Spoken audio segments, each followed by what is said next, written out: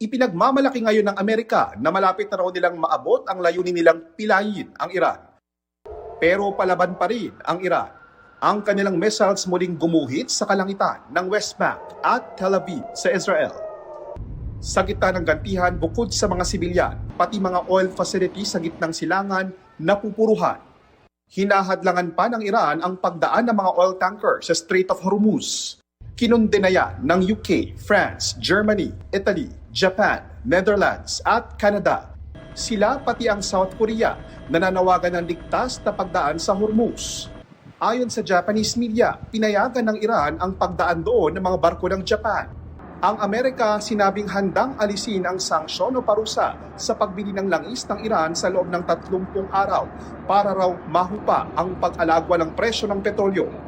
Bagamat maliit lang ang porsyento ng mga power plant sa bansa na pinatatakbo ng petrolyo. We are not dependent on petroleum, on electricity.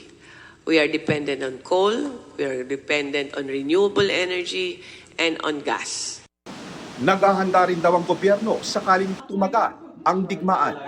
Sabi ngayon ng Energy Regulatory Commission, asahan na raw na magkakaroon ng pagtaas sa singil ng kuryente sa mga susunod na buwan dahil sa gulo sa Middle East at pagbaba ng piso kontra dolyar. Kung ito ay eepekto na doon sa presyo ng supply ng ating mga generation companies sa ating mga distribution utilities at mga retailer, ay maaari nang makita natin ito sa ating bill ngayong Abril.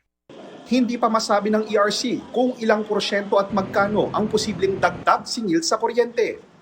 Kung ang titingnan lang ay yung pagtaas, yung paggalaw sa presyo ng panggatong, ay nakikita nila na maaaring umabot ng 2 hanggang 4 na piso daw. Kaya lang ito ay para lang sa supply na ibibigay ng WESM.